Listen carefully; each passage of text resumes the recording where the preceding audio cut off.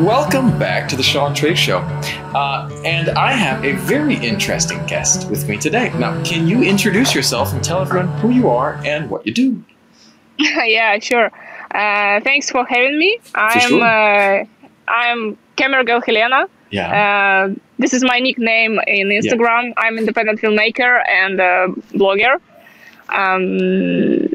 What can I say else? That's awesome. That's a good start. That's me. That's me. That's me in a nutshell, right? Now, question for you. Now, how did you get started in film? How did you get started doing filmmaking? Because I've seen your Instagram. It's really cool. You've got a bunch of cool tutorials and videos showing people about gear and stuff. Thanks. You do. Yeah. Now, how did you get started in filmmaking? Okay. I started, I think, 13 years ago. Really? Yeah. Okay. I was 16 or 17 years old, something like that. I started to make fan music videos. Nice. Yeah, by the way, I didn't have my own equipment at the time. Really? So I just asked my friends who had any camera. I just said, "Oh, guys, please just borrow me your camera for weekends. Nice. I will shoot some and then I will give you back." And I worked like this for maybe 2 years, something like that. And later, finally, I bought my own camera, not professional. It was something really cheap. But anyway, I continued my art way. Yeah, right. But it was yours. And it was your camera, so it feels good, you know? Yeah, finally, right. finally. But at the time, when I was 17, I studied at medical college, so I don't have any special filmmaking education. And when I finished medical college, I got my first client, for video clip, for music video. And that's all. My way was started. I'm similar to you. Well, I was living in Los Angeles, and I was studying medicine. Also, I was studying Chinese. Give me time.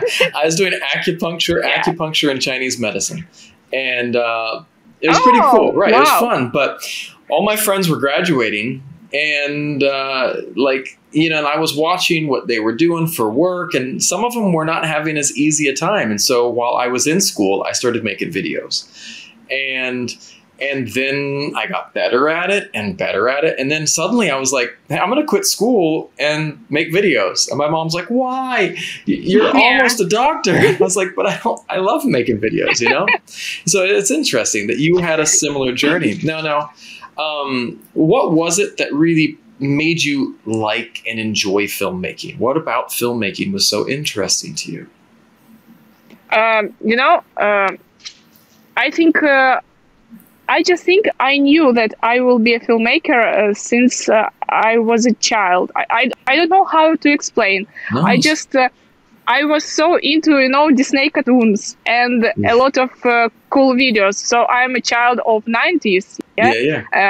We had so many great films at the time, like Shawshank Redemption, Green Mile, Titanic, and a lot of huge films. So I think when I saw all that, at one moment I just realized that I'd like to try. Nice. And I'd like to go exactly this road, this path. Now, are those some of your favorite movies? What are some of your favorite movies? What are some of the movies that inspire you the most? I have a lot of movies which I like. And yes, of course, Shawshank Redemption, for example, is one of them. So good. And, one of my favorite directors is, by the way, Chinese director. Yeah. His name Zhang Yimou or Yimou Chen. Yeah. Such movies as Hero or The Flowers of War. Yeah. And I like a lot. Hero was amazing for the use of color. I thought that was so amazing how they changed color for each scene. Yeah. And each color has a meaning, a special meaning. And I like this way so much. and of course, and cameraman work is amazing. Amazing. And I like Robert Zemeckis too, for example. I feel you. Good movies there. Of course, I like his Contact movie with Jodie Foster. You know? Yeah, that was so good. That was a great movie. Such a good movie. It's it's really great. Like female power movie. Yeah. This is this is actual topic right now, female. But I think exactly in 90s were made the most powerful movies with this topic. Yeah, because this is one of the reasons I looked you up, and I was searching on Instagram woman filmmakers, female filmmakers, and I was just trying different searches, and you popped up on one of them. And as I've been getting into this, like all of these, not all of them, but there is a lot of men that are, directing and working as DOPs. And I'm like, I've got a daughter and a wife that are strong girl power, and I support it 100%, and I'm like, where are the women, and I wanted to talk to female filmmakers that are, because I know they're doing it. Like, they are doing it. And we need that voice. Now, how do you feel about, why do you think it's important for your voice to be heard? As for me, I think art doesn't have a gender. So yeah, it happens. I'm a woman, okay. Yeah.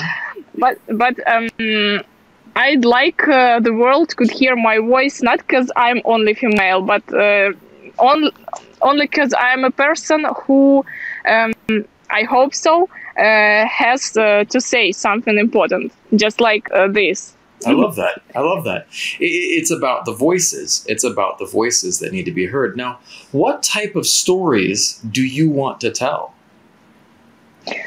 Oh, I like, very, very deep philosophical stories. I like, real characters. I mean, really deep characters. Yeah. And it doesn't matter woman or man, but anyway, this is really interesting to try to show the inner world of a person, of a real strong person. So I think could be great to create exactly such movies about strong characters, strong people. Movies which will give you the hope for something good. Yeah, I think this is really important. When you feel sad or something like that, or depressed, you can just turn on a movie, and it gives you a hope. It gives you a desire to live and to wake up, and this is so important. It could be great to work on such movies. I 100% agree. I think about that. Like, for me, you think about that. For me, I always think about, like, what happens if I'm at the end of my life and I look back and I'm like thinking about, what type of stories I told people, what type of things that I put out into the world. And I want it to be stuff people can go, I turn to that for hope. This is something I come to find hope and inspiration. Sure, there's a room for things that are fun, but sometimes I like this stuff that's deep. It's like, it's like, for me, like, you get a bucket of water, and then you get a really hot piece of metal and you drop it in and it bubbles. You know what I mean? And why does it bubble? Because that metal has so much heat. I like movies that are the same. You take this powerful character and then they drop in water, and you see how many people would drown, but this character boils the water away. Just with. And sorry. I just wanted to add. It's like Stanislavski. He said that the main thing is to show the life of human spirit. Yes, in the art. So yes, I think we have to try to achieve exactly this point. No, this is interesting. You mentioned Stanislavski. Did you train as an actor?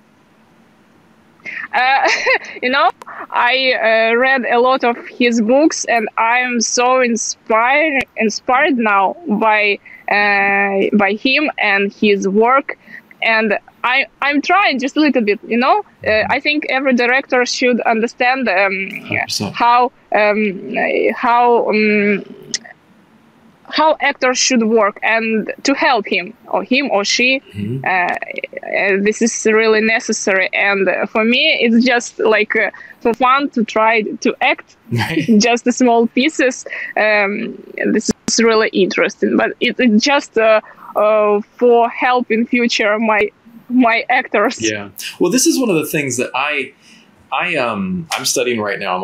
I'm doing my master's in screenwriting. And it's something that I've always wanted to do, and I'm studying more. And one of the things is I originally trained as an actor, and then I moved behind the camera and I started directing and producing more. And now, like, I still love acting, but when I write, I go back to a lot of what I studied, because, you know, it comes down to really simple things like, what does your character want? You know, what is their motivation? What is their thing they're trying to achieve? And if you can understand that character, then you write better stories.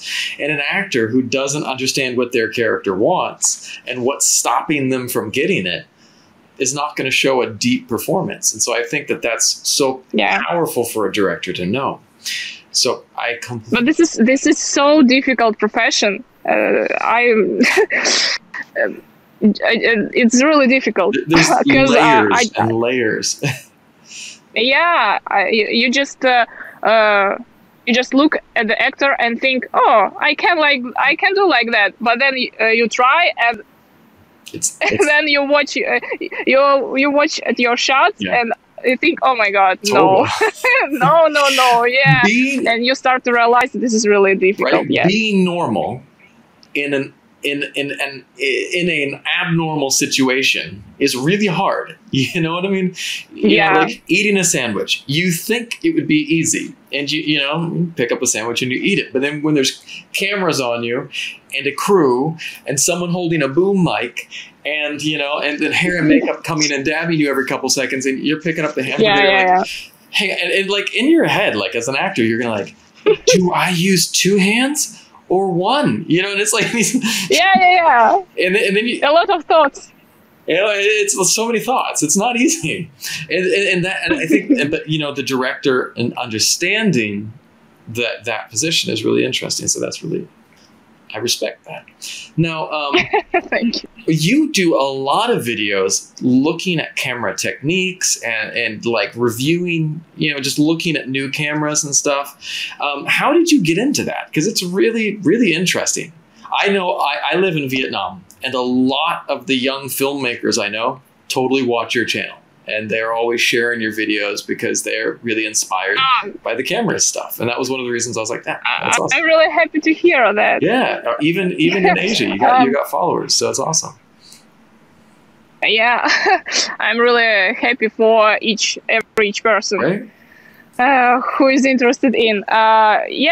So first of all, as I said, I'm a filmmaker, and I work like that. I work mostly with music videos and different kind of advertising videos for, I think, 7 years. And then I just decided to try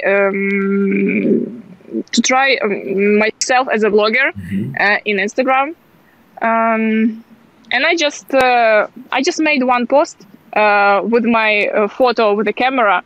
So it already was my usual life, me and the camera, but my Instagram was not like that. And I posted my first photo with the camera, and I just woke up on the next day, and I saw a lot of followers came to me and a lot of likes I've never had before.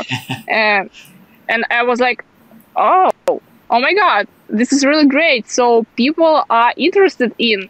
And for me, it was much better to have such professional Instagram than just the usual Instagram with food or something like that. yeah, and I decided to continue this way.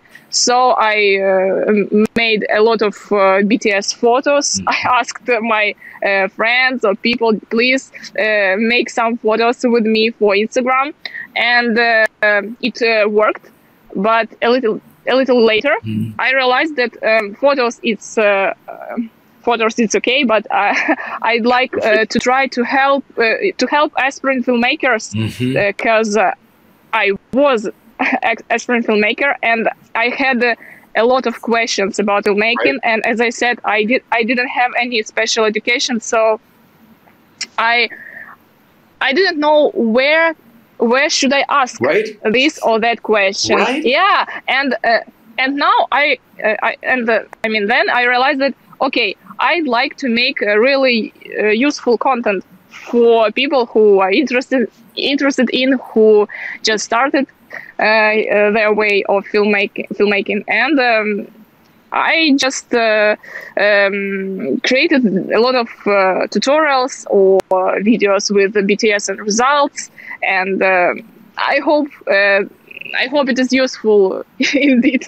I think it's awesome, and that was kind of my motivation for starting my podcast too. It's like, as I was coming up in my career, I was like, and even now, there are some things that and you go online and there's a ton of videos, but sometimes it's just not so clear. And so for people who can share information and tips, I feel like it's so valuable. And one of the things there was a book that I read a long time ago, and I love it. It is my favorite book about how to do social media. And the book is called Trust Agents. And so it says essentially, the best people who get on social media, they get a fan because they give them content that they can trust. And you share information and the people come to trust you. So every video that you share that shows a camera tip or something like that, your fans go, yeah, if camera girl Helena likes it, then it's going to be awesome, and so there's this trust between the fan and you that is something that's really special, and I've always tried to respect that trust that the people give me, for when I share information. Now what type of videos were your favorite to make, on your YouTube? What types of videos did you think were most fun? I like to create creative videos. Like maybe you saw recently I made one with Astro. Yeah. By the way, this is new one we're working on right now. But maybe you remember, maybe you saw I made with astronaut right into my bedroom. Yeah. And it's pretty difficult to produce, but really fun at the same time. Yeah, and I'm working mostly with my closest friends, and it's that connection while the process. Yeah. Really appreciate it. Yeah, and really fun. Those people help us get those awesome results if you have people that you can trust. Now it's really interesting that one of the things that I like that you just pointed out too is like, it's difficult. And I think that's something that a lot of filmmakers become scared of. And, especially with people who make music videos, and then you do the same thing every time. And I do this. I do this all the time. And I just was editing a music video tonight that my wife is a singer here in Vietnam. She's a famous singer. She was the first Vietnam Idol. So, and when we do a song or music together, she always is like, I want to do this. And I'm like, that's hard. I've never done that before. I don't know how to do that. But at the same time, she's like, you can do it. And then I try. Yeah, the same for me. I understand her. So give her high five. Right? Because I always to offer something to friends, let's do that. And this is not really easy. I say, who cares? I don't want to make something. Yeah, just let's do it. That's awesome. That's so cool. And because I think that a lot of people, one of the things that I think is a danger in life, and we all do it, is the idea of playing it safe. And when we play it safe, maybe for a time, it's safer and it makes you more money. But in the long term, it's not going to help you, because playing it safe too much, you don't really get ahead. You know, you'll keep making the type of videos you make and make enough money, but the people who don't play it safe and take risks, they jump ahead. You know, and for me, I'm so glad I have someone who pushes me to like take risks. And so I think that you have to. Now, how do you feel about that? How do you feel about taking risks and trying new things?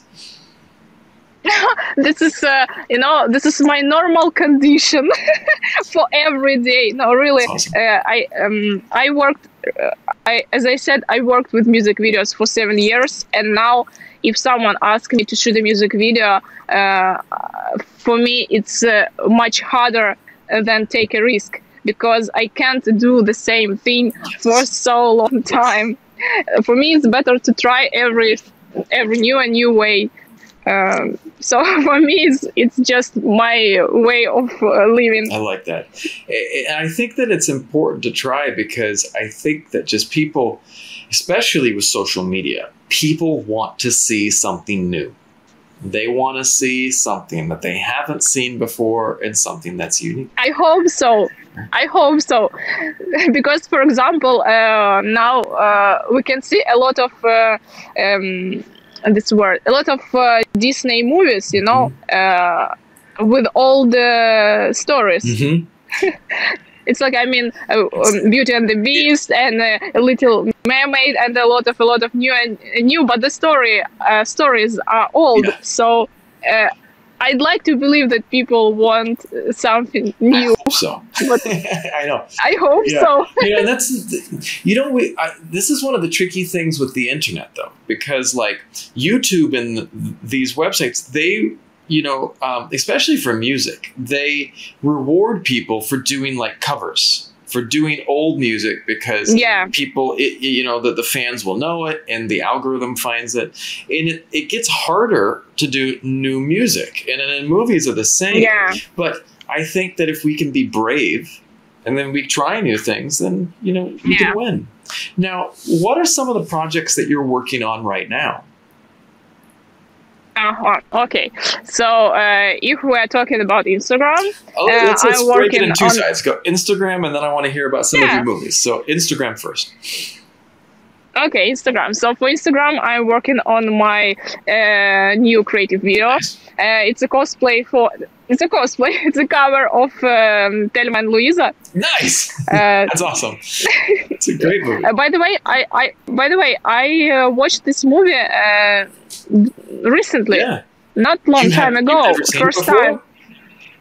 No, I don't know why. Because this is really classic. It's a classic. Yeah, it's a classical movie of 90s, of early 90s. It was one of Brad Pitt's first big movie. Brad Pitt played the silly cowboy, and it was one of his first big movies.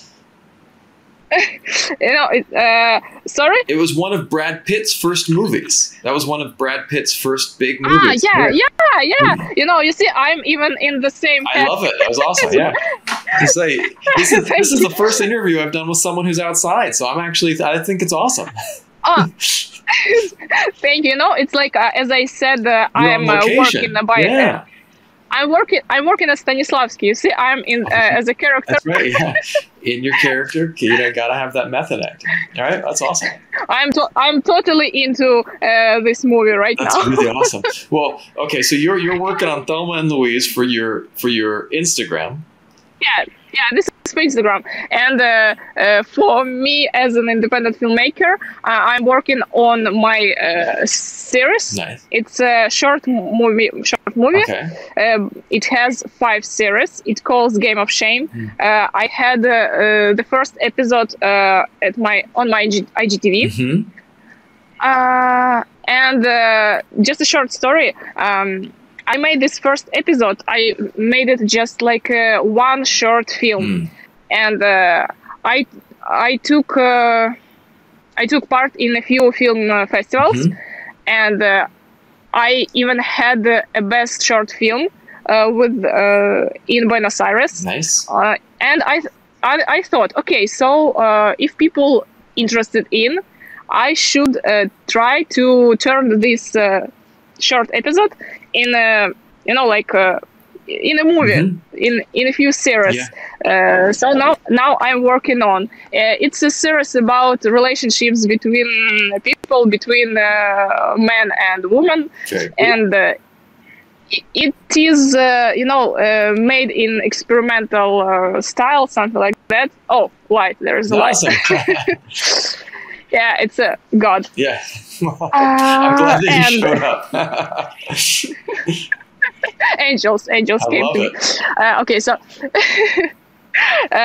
so I'm working on this short movie, Game of Shame, and I hope to show to my audience as soon as possible. That's very cool. Now, you do a lot of you have a lot of cool gear that you do reviews of and stuff. What do you like to shoot on yourself? What's your go-to camera that you really love to shoot on? Mostly I'm working with the Blackmagic Pocket 6K. Nice.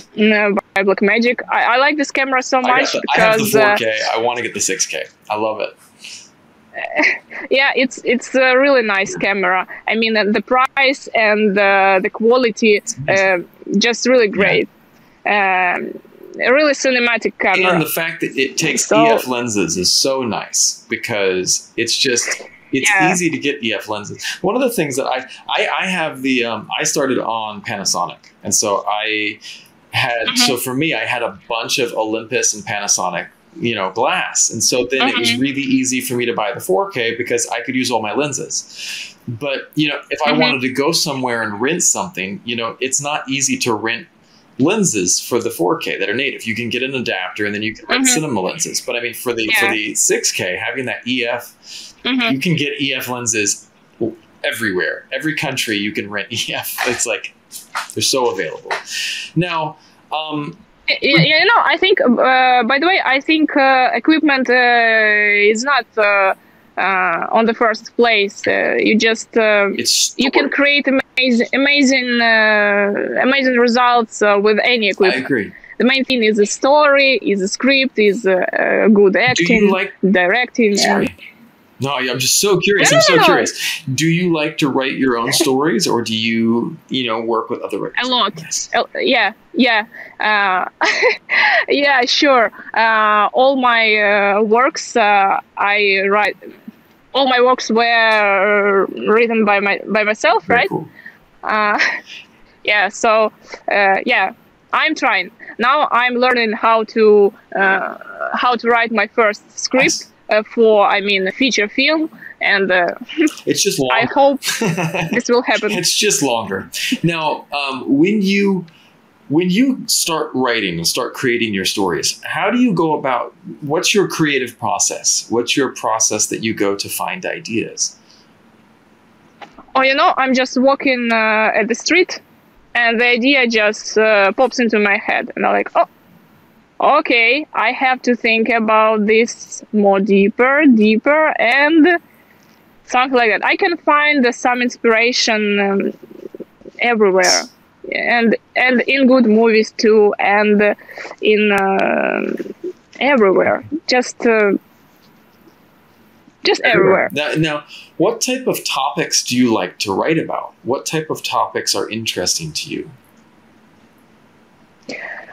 I don't know why, but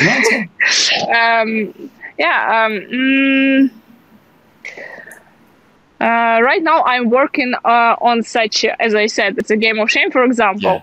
Yeah. It's a story about two people who man and woman who just ruined their relationships and live separately from each other. For a lot of lives, not just one life, but a lot of different lives, and in the end, maybe they will meet again, and we'll see what will happen. I mean, and all this, it all has such a philosophical context, right? That's word, sure. Yeah. I always try to look deeper I always I like a lot of philosophical stories. I like to tell about human spirit I like that. in different ways. Yeah. It's No, I mean, it's not TikTok. It's not TikTok. It's very boring philosophical stories. I'm trying to be clever. yeah, no, and the thing is, and that's the thing that I think that is really important in developing good films, good short films, good feature films is, like you said, it all starts with story. And there's like, one of the things too is like, I studied in like acting with the Ivana Chubbuck method. And one of the things is like, say you have, I use this example a lot. So there's a big apartment building next to my house. Let's imagine that my wife and daughter are stuck at the top of the apartment building and I need to go get them. Well, if I can walk in, press the elevator button, and I get out and go, hey guys, let's go. 3 minutes. It's a pretty boring movie. You know what I mean? But, you know, what if the power's out? So I have to walk up. Well, that makes it more interesting. What if the power's out and they're being held by, you know, the mafia? Well, then now we're getting interesting. What if the power's out, they're being held by the mafia, and there's zombies? Now that is a fun movie, you know, because you have a goal, and the goal is really important, but you also have all of these obstacles. And these obstacles are preventing people. And you know, it's not just fun. Even something like a zombie movie can be a deep, soul-searching thing. You look at, what was that one? There was recently one done in Australia, and it was so good. And it was this father who was walking to try to get his daughter to safety. It was like a little baby that he had strapped to his back. And then he was just walking, and then he got bit. And so he had to figure out how to keep walking and to try to keep his daughter safe, even when he knew he was going to turn into a zombie. And it's really intense. And I watched that and I was like, oh my God, crying, being a dad. But because it was about simple philosophical principles. How do you make your character face these challenges? Yeah, and this is great, you know, to find yourself.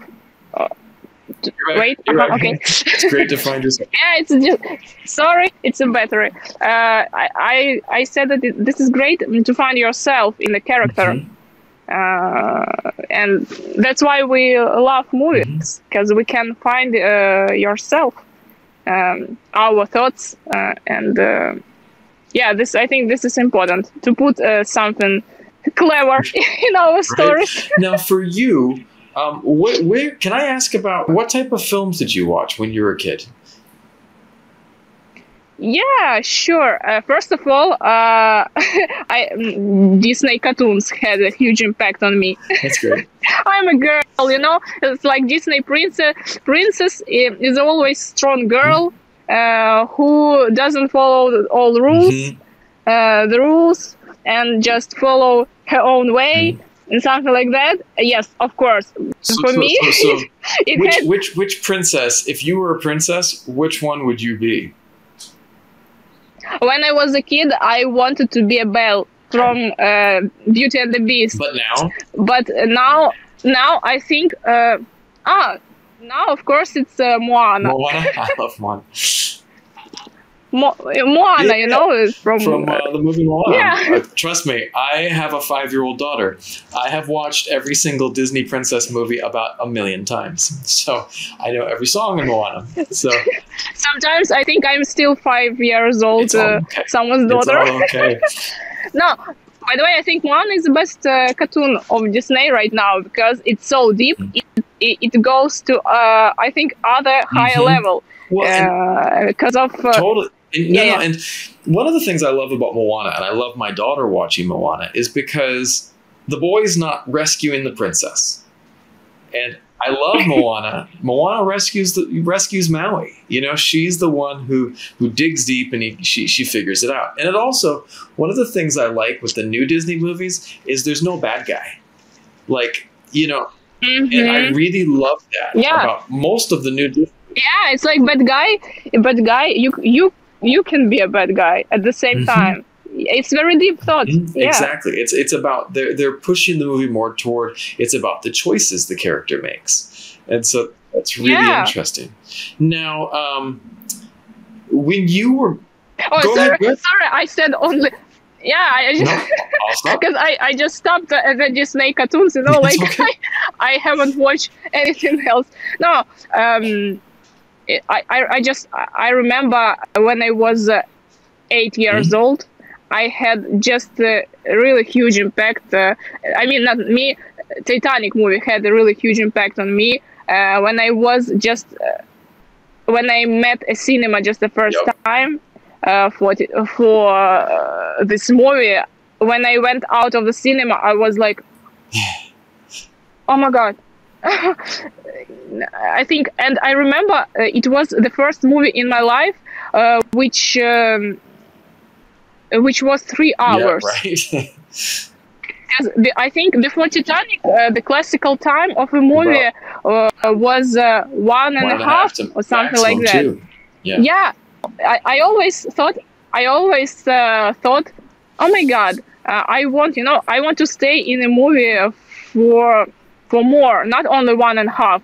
And then Titanic came, and it was 3 hours, and I was like, yeah, 3 hours. This is perfect time. I remember the first time that I watched Titanic as well, but for me, like one of the movies that I really is super long, but I absolutely love that it's so long. I love the Lord of the Rings, and like I love going into the Lord of the Rings, and even the regular ones are like 3 hours. But if you watch the director's cuts, they're like almost 5.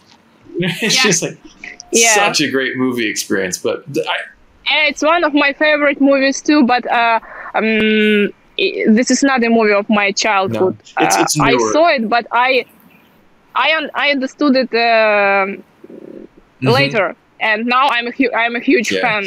One of my other podcasts, if you look up Bradley Greenwood, he did makeup on the Lord of the Rings, and he talks about some of the makeup stuff. And he told me, he's like, in the early concepts for the orcs, they were different color.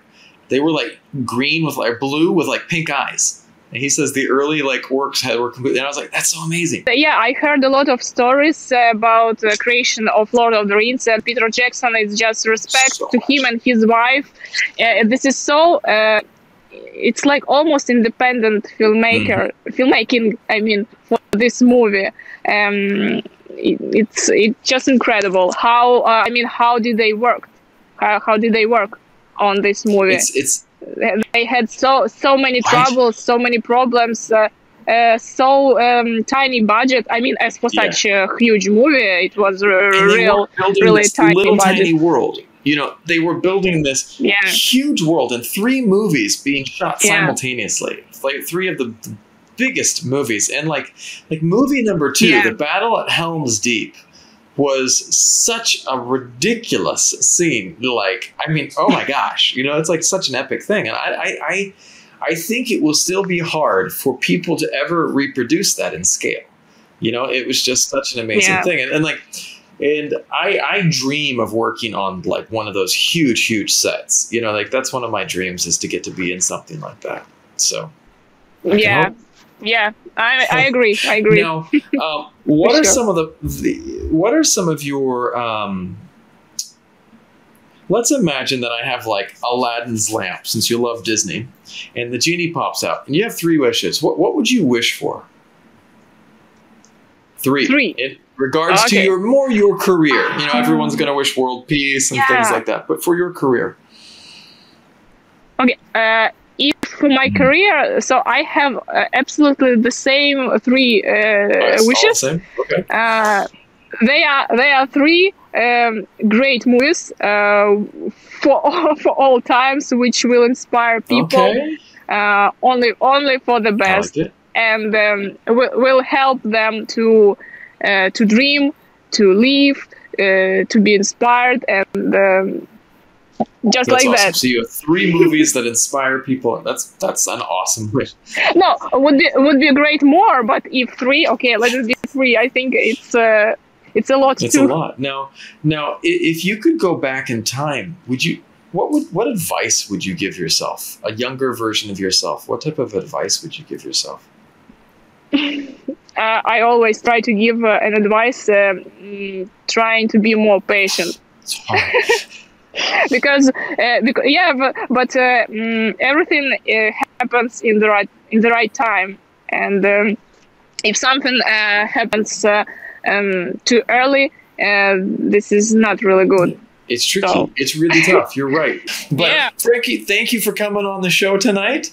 And I would love to have, come back on again sometime. We can talk some more about your script and your projects and stuff. Yeah, so. It's a pleasure for me. Thank you so much. Do you have any advice that you'd like to give anybody watching tonight? Yeah, it's so usual advice, but yes, friends, believe in yourself. It's really, really important, and improve yourself every day, every minute to achieve your dreams and your goals. I love it. Something like that. Well, thank you.